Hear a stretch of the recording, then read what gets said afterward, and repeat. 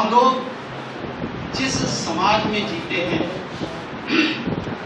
दुर्भाग्य है कि हम लोग एक भीड़ में जीते हैं और समाज में, क्योंकि समाज संवेदनाओं से बनता है। आज हम लोगों के पास यहाँ इतने लोग बैठे हैं, किसी न किसी के परिचय से आए हैं। हर व्यक्ति जो यहाँ पर आया है वो कुछ सोचकर, कुछ विचार, कुछ चिंतन के साथ है, क्योंकि ऐसे उदासीन विषय पर इतने लोगों का इकट्ठा होना ये बताता है कि लखनऊ में अभी चिंतन करने वाले बुद्धिजीवी लोग हैं जो विचार करते हैं। विषय तो है बहुत सीधा सीधा है। संविधान को अगर लेकर चलना है तो भी दो बातें हैं, और संविधान को नहीं लेकर चलना है तब भी दो बातें। संविधान को अगर लेकर चलने की बात है तो वो दो बातों में पहली बात यह है कि हमारे संविधान में अकाउंटेबिलिटी कहीं भी किसी की फिक्स नहीं की गई। यह सारी सामाजिक पीड़ा का कारण है। अभी जो साथी सीतापुर से आए थे अपनी बात रख रहे हैं, आपको मैं एक छोटा सा उदाहरण देता हूं। 17.5 करोड़ मुकदमे भारत की न्यायालयों में पेंडिंग है, डिस्ट्रिक्ट कोर्ट से लेकर सुप्रीम कोर्ट, और इन 17.5 करोड़ मामलों में 13.5 करोड़ मामले रिट पिटीशन के रूप में पेंडिंग है। रिट पिटीशन क्या है? रिट पिटीशन कभी भी किसी भी प्राइवेट आदमी के खिलाफ नहीं होता। रिट पिटीशन हमेशा सरकारी दायित्व निर्वहन करने वाले सरकारी पदाधिकारी के खिलाफ, सरकारी कर्मचारी के खिलाफ या सरकारी सुविधाओं को उठाने वाले राजनीतिज्ञों के खिलाफ। तो सोचिए कि जिस देश के अंदर इतनी बड़ी तादाद में मुकदमे न्यायालय में बस सिर्फ इसलिए डाल दिए गए कि जिनका जो कर्तव्य था उन्होंने अपना कर्तव्य पूरा नहीं किया, जिसकी वो तनख्वाह ले रहे थे वो काम उन्होंने नहीं किया। और हमारे संविधान में कोई ऐसी व्यवस्था नहीं है कि ऐसे पदाधिकारी के पैदा किए हुए मुकदमे को यदि वह हार जाता है विभाग, तो उसका जो खर्चा है वो उस सरकार, वो पदाधिकारी जिसकी गलती के कारण ये विवाद खड़ा हुआ, उसकी संपत्ति कुर्क करके सरकार वसूल करेगी। कोई व्यवस्था नहीं। ये अकाउंटेबिलिटी का न होना संविधान के दायित्वों के निर्वहन करने वालों को लापरवाह बनाता है। आज जो जितने भी राजनीतिक गलत स्टेटमेंट आ रहे हैं, फर्जी आश्वासन आ रहे हैं, 15 लाख रुपए प्रति व्यक्ति को दिया जाएगा, हर व्यक्ति को इतना अनाज दिया जाएगा, हर व्यक्ति को इनकम टैक्स नहीं देना पड़ेगा, ये जो चुनाव के पहले जितने भी फर्जी आश्वासन और आंकड़े दिए जा रहे हैं, विचार कीजिए कि क्या यह राजनीतिक कमिटमेंट सत्ता पाने के बाद पूरा न करना क्यों नहीं फ्रॉड फोर्जरी के दायरे में आएगा? और अगर ये फ्रॉड फॉर्जरी के दायरे में आ रहा है तो शासन सत्ता में बैठे हुए लोग धूर्त, बेईमान, मक्कार, अपने वादे को कर पलटने वाले, और सरकार उनको संरक्षण देती है। अभी आप प्रधानमंत्री के खिलाफ कोई मुकदमा कर दीजिए, किसी IAS अधिकारी के खिलाफ कोई मुकदमा कर दीजिए, तो आप तो अपना पैसा लगाकर वकील को फीस देकर खड़ा करेंगे, लेकिन उनको सरकारी वकील, advocate general, solicitor general, additional advocate general ये निःशुल्क संरक्षण प्रदान करते हैं। इसका एक बहुत छोटा सा उदाहरण देता हूं। इसी लखनऊ के अंदर नगर आयुक्त के ऊपर एक मुकदमा मैंने फाइल किया कि लखनऊ में गंदगी बहुत है, कोरोना काल में इसकी सफाई होनी चाहिए। जज ने बहुत स्ट्रिक्ट एक्शन लिया और नगर आयुक्त को व्यक्तिगत रूप से 8 बार तलब किया, और ताज्जुब आपको तब होगा जब उस नगर आयुक्त की पर्सनल अटेंडेंस को एग्जेम्प्ट कराने के लिए शासन के निर्देश पर advocate general in person appear हुआ। अरे नगर निगम के पदाधिकारी का काम है नगर की सफाई रखना, और जब वो सफाई नहीं रख रहा है तो उसका वेतन खत्म कर देना चाहिए, उसको सस्पेंड कर देना चाहिए, उसको सेवा मुक्त कर देना चाहिए। ऐसे नाकारा और नालायक किस्म के नगर आयुक्त को संरक्षण दिया जा रहा है, किसके द्वारा? Advocate general. तो जिस व्यवस्था में शासन सत्ता में बैठे हुए लोगों के आपराधिक कृत्यों को शासन सत्ता के ही नुमाइंदे संरक्षित करेंगे, वहां पर आम आवाम कब तक लड़े, कहां तक लड़े? आज संसद के अंदर जो हो रहा है वो किसके आदेश, किसके निर्देश पर हो? क्या इस पर कोई पार्लियामेंट्री डिबेट हुई? आज जो पब्लिक सेक्टर की चीजों को खुलेआम नीलाम किया जा रहा है, जो प्रॉफिट किए हैं उन्हें भी, जो घाटे किए हैं उन्हें, कौन सी डिबेट हुई भाई? किस डिबेट में यह डिसाइड हुआ कि बीएसएनएल बेच दिया जाए? किस डिबेट में डिसाइड हुआ कि रेलवे बेच दिया जाए? किस डिबेट में डिसाइड हुआ कि फला पटरी बेच दी जाए? या किस डिबेट में यह डिसाइड हुआ कि अब भारत कभी युद्ध नहीं लड़ेगा, इसलिए युद्ध के हथियार बनाने की जितनी भी मशीनें हैं उनको निष्क्रिय कर दिया जाए, इनएक्टिव कर दिया जाए और उनको ऑप्शन कर दिया जाए? किस पार्लियामेंट की किस डिबेट में यह डिसाइड हुआ? और अगर नहीं हुआ तो यह निर्णय हमारा मंत्रिमंडल कैसे ले रहा है?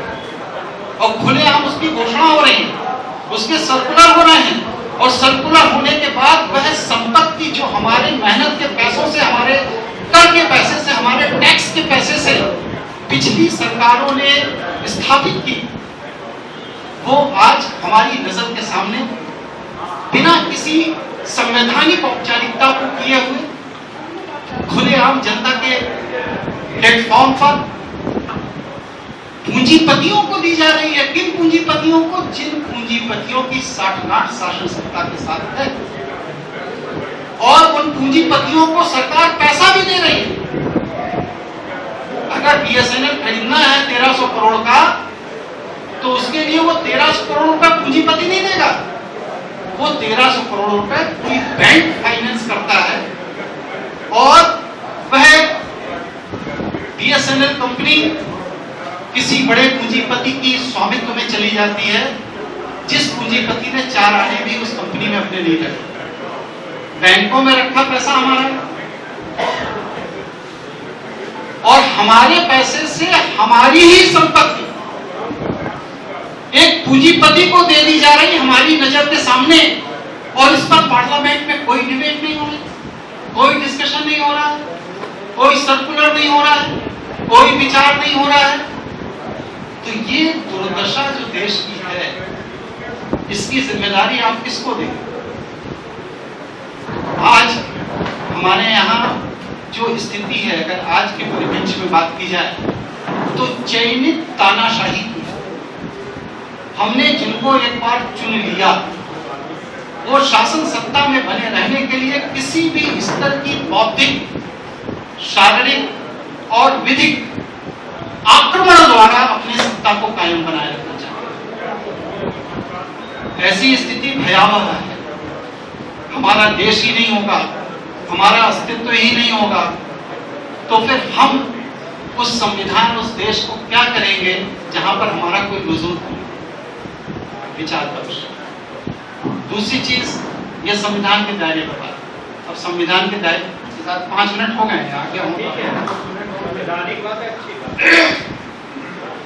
अब संविधान के बाहर के दायरे में बात करें। अचानक इस देश के प्रधानमंत्री टीवी पर प्रकट होते हैं और कहते हैं कि आज रात लॉकडाउन कर दिया जाए। उस लॉकडाउन के बाद करोड़ों लोग सड़कों पर पैदल चले, भूख प्यास से बीमार हुए और तड़प के मर गए, सड़क पर दुर्घटनाएं हुई, बहु बेटियों की इज्जत लुटी, बहुत कुछ हुआ इस देश में।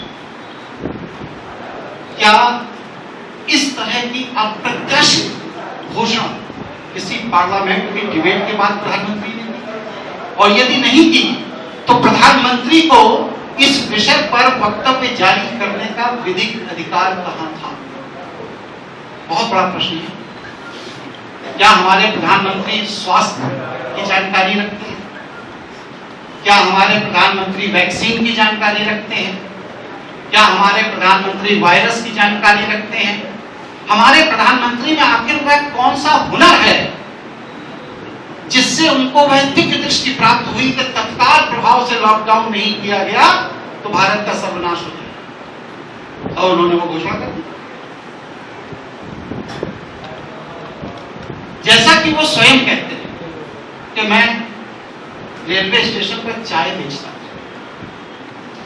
तो अगर एक चाय बेचने वाले को सत्ता पर बिठा दिया जाएगा तो इसी तरह के अप्रत्याशित ऑर्डर समय समय पर आपको सुनने को मिलेंगे।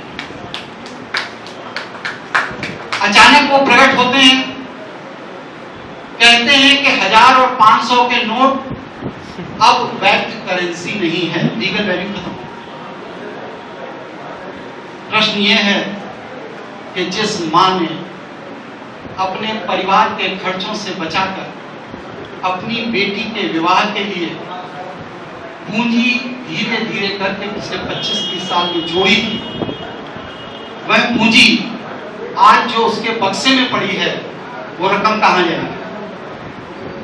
अगर वो रकम बैंक में जाएगी तो आप उससे पूछेंगे कि आपकी ये इनकम का स्रोत क्या है? अगर मेरी इनकम का स्रोत अवैध था तो पिछले 70 साल से आप लोग क्या पार्लियामेंट में बैठ के बस मक्कारी कर रहे थे जब से मैं अपने अवैध इनकम को कर रहा था? और अगर आप नहीं कर रहे थे तो आज आपको ये पूछने का अधिकार कैसे पैदा हो गया कि ये पैसा जो मैं बैंक लेकर बदलने आया हूं वो आपको कहां से मिला? मैं उल्टा उनसे पूछता हूं कि आपको ये विधिक अधिकार किसने दिया? भाई इनकम टैक्स डिपार्टमेंट पूछ सकता है, हम उसे जवाब देंगे। बैंक का मैनेजर जिसको कि इनकम टैक्स विभाग की एबीसीडी नहीं मालूम, बैंक का कर्मचारी, बैंक का चपरासी, मुझे नहीं पता ये कहां से विधिक रूप से अधिकृत हैं जो हमसे ये पूछे कि जो पैसा आप बैंक लाए हैं जमा करने के लिए अपने खाते में, वो पैसा आपको कहां से मिला? इनको क्या दिखा? अगर इनको संदेह है तो मेरे खिलाफ शासन सत्ता में लिखा पढ़ी करें, विजिलेंस की जांच कराएं, इंटेलिजेंस की जांच कराएं, कोई भी प्रक्रिया करें। आज हमारे यहाँ देश की स्थिति ये हो गई है कि जिस व्यक्ति को जिस कार्य के लिए अधिकृत नहीं किया गया वह व्यक्ति उसी कार्य का विशेषज्ञ बन के देश चलाना चाहता है। सबसे बड़ी विडंबना है आज हमारे पार्लियामेंट डिसाइड नहीं करता है कि कोरोना भारत में कैसे कंट्रोल किया जाएगा। आज विश्व स्वास्थ्य संगठन गाइडलाइन और विश्व स्वास्थ्य संगठन की गाइडलाइन स्वास्थ्य विभाग में आती है, स्वास्थ्य विभाग डीएम को देते हैं, डीएम एसपी को देते हैं और चौराहे चौराहे पे सिपाही खड़े होकर वसूली करने लगे। मेरा प्रश्न ये है कि अगर मास्क लगाना सरकारी रिकॉर्ड में स्वैच्छिक है जैसा कि सरकार बताए और मैं मास्क नहीं लगाता तो इस पर जुर्माना कैसे लग सकता है अगर ये स्वैच्छिक है? और अगर ये कंपलसरी है तो आपने आजकल सर्कुलर क्यों नहीं जारी किया? दूसरी बात, पुलिस का काम है चालान काटना, पैसा वसूलना नहीं। आप चालान काटिए जैसे गाड़ी का काटा जाता है, हम जाके न्यायालय में पैसे जमा करेंगे। पुलिस खुद ही पकड़ेगी, खुद ही चालान काटेगी, खुद ही पैसा वसूलेगी और उस रसीद की अकाउंटेबिलिटी कोई नहीं है। एक थाने में एक रसीद बुक दी गई, थानेदार ने उसी क्रम से 50 रसीद बुकें छपवाई और अपने हर सिपाही को दे दिया और सबसे कहा कि डेली की वसूली 10,000 होनी चाहिए। कहीं कोई अकाउंटेबिलिटी है, कोई होलोग्राम है, कोई ट्रेडमार्क है, कोई आईक्यू नंबर है? कैसे हम पता करें कि जिस रसीद को मुझे दिया गया ये सरकार द्वारा जारी की गई रसीद है जिस पर मैं अभी अभी 500 रुपए जुर्माना देके आया? कैसे पता? या इस नंबर, इस क्रम की रसीद पर हमसे पहले 50 लोगों ने जुर्माना नहीं दिया, ये कैसे पता? क्या व्यवस्था? तो ये सारी चीजें ये बताती हैं कि संविधान की व्यवस्था के अनुरूप शासन व्यवस्था नहीं चलती।